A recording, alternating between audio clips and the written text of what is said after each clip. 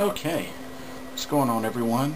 Dragon Sorcerer is back with a brand new YouTube video.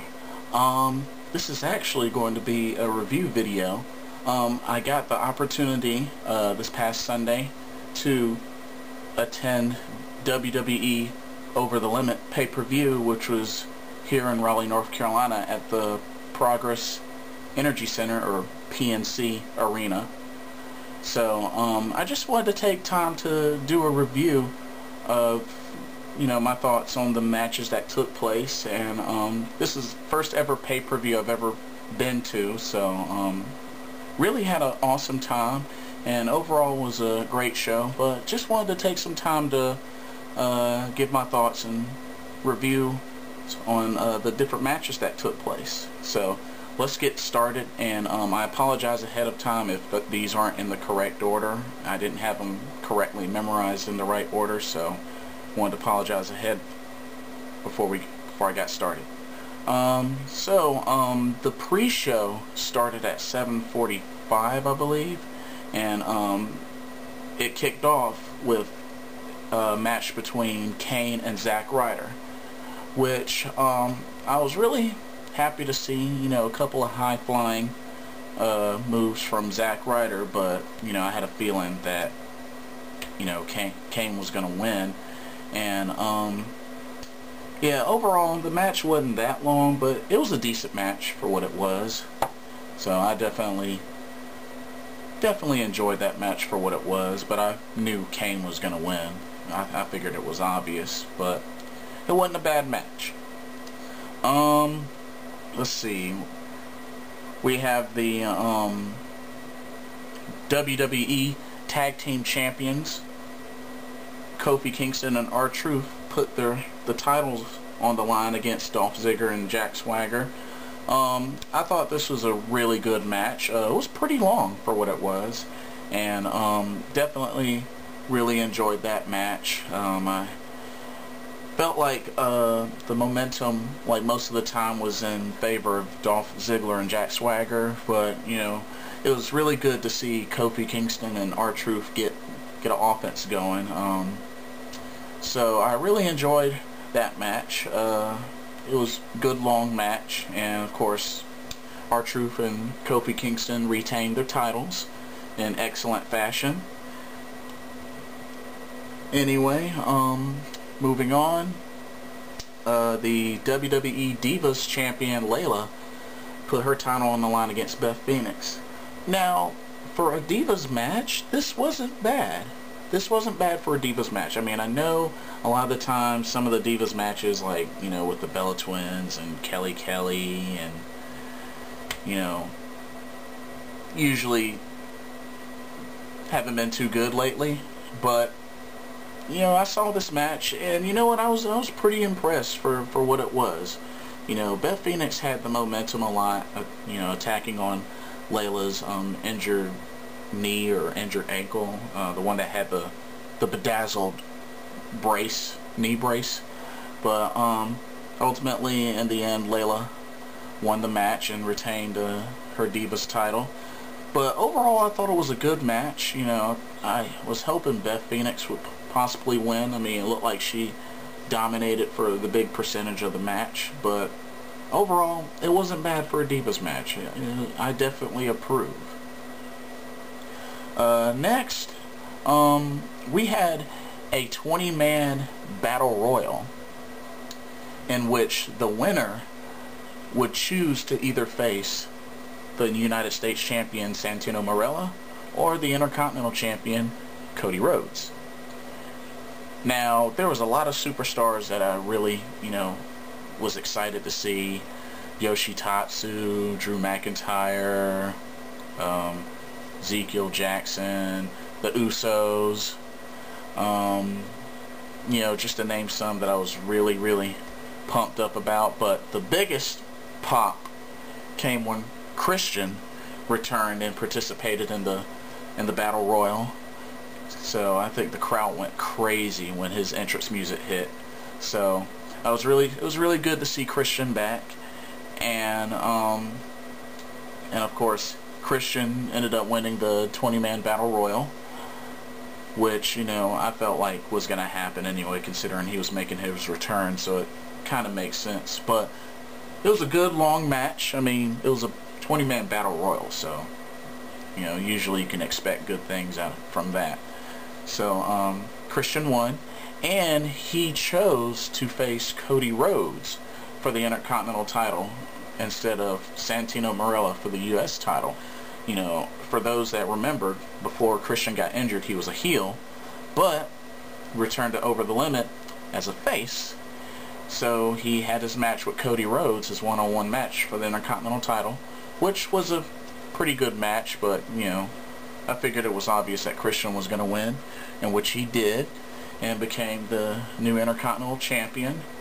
So, I was really glad to see Christian come back and win a title. So he definitely looked great in the ring. Let's see. Next, well, this was a pointless match. Ryback versus Camacho, which, that was quick, over and out.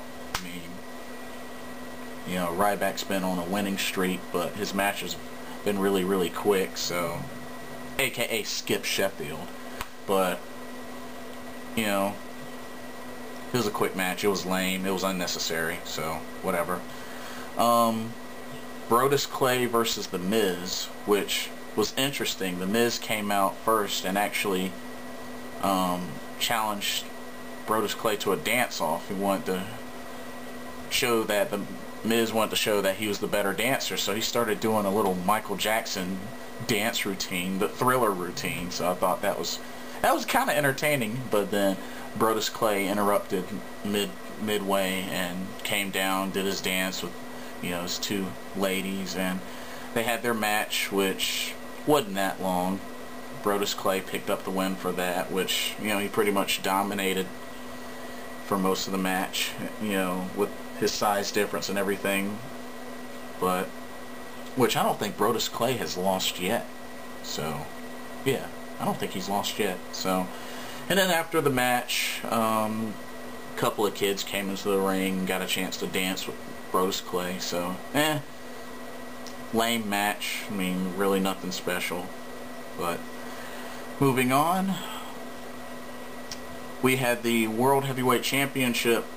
Sheamus defend his title in a fatal 4-way against, let's see, it was against Randy Orton, Alberto Del Rio, and Chris Jericho. Now, overall, I thought this was an awesome match. This lasted long, and just, you know, there were a lot of good spots from Sheamus and Chris Jericho and Randy Orton. Not too much out of Alberto Del Rio. I mean, he did have a few cross arm breaker attempts, so, you know, I thought that was pretty cool. But most of all, I just really saw most of the match just overtaken by Randy Orton, Sheamus, and Chris Jericho, which Sheamus did get the pinfall and got the win and retained the title. Good long fatal 4-way match. Really enjoyed that match. Let's see. Next we have CM Punk defends the WWE Championship against Daniel Bryan. I'm gonna go ahead and tell you right now, this was my favorite match the entire evening. It was my favorite match. Lots of submissions. The crowd was into it the entire time with the CM Punk and Daniel Bryan chants and the yes, yes, yes chants and the pipe bomb chants. Oh man, the crowd was into the entire match. It was so awesome. And CM Punk did get the win, mainly because he got the pin first before he tapped out. He was able to reverse Daniel Bryan's yes lock, even though Daniel Bryan still had the submission hold, but his shoulders were down. So as soon as CM Punk got the 1, 2, 3 for the victory, he started tapping out. So some say, you know, seemed like controversy, but technically CM Punk did get the pin first, so he retained his title. Really, really good match. My favorite out of the entire evening. And then the main event. John Laurinaitis versus John Cena, which I had a feeling somebody was going to interfere. My original guess was Brock Lesnar, because the whole stipulation was if any superstar, you know, interfered in the match, they would be terminated. Well, considering Brock Lesnar quit, I figured he would have been the perfect one. But you remember on last week's SmackDown, yeah, last week's SmackDown, I believe it was last week's SmackDown, but yeah, John Laurinaitis fired the Big Show, so technically, you know, he was no longer a superstar. The Big Show, first of all, John Cena dominated the whole match. You know, just toying with John Laurinaitis, beating him up and everything, just toying with him. But anyway, Big Show came down and got John Laurinaitis as he was trying to leave from the match, brought him back in the ring. John looked like he was going to give John Laurinaitis the choke slam, but tossed him over to John Cena. He was getting ready to give Laurinaitis the attitude adjustment. Then Big Show turns heel by hitting Cena with the WMD. John Laurinaitis gets the victory via pinfall. So I didn't really see that coming, but it makes sense, you know, that Big Show did that. I mean, to hopefully get his job back, you know, by turning heel. So, yeah, the match, you know, wasn't that good, but the outcome definitely made sense. So, overall, and oh, and by the way, from all that has happened, all the current champions now are all faces. Can you imagine that? All the champions are faces. I'm used to every now and then seeing all heel champions, but nah. We have all face champions now. So it'll be interesting to see how long that lasts. But anyway, so that's it. Overall, awesome pay-per-view. Enjoyed every moment of it. I was in the lower section near the right side of the wrestler entrance. So I was pretty close to the pyro. So it was really nice experience. I enjoyed every bit of it. But anyway, that's all I have. It might be a while before I do another video, but Animazement's coming up, so I will be taking some videos of those. So any that's going to be in the Raleigh, North Carolina area for Animazement at the Raleigh Convention Center, I will see you all there, and I hope everyone has a blessed evening and just a blessed week, and I'll see everybody soon. Dragon Sorcerer signing out.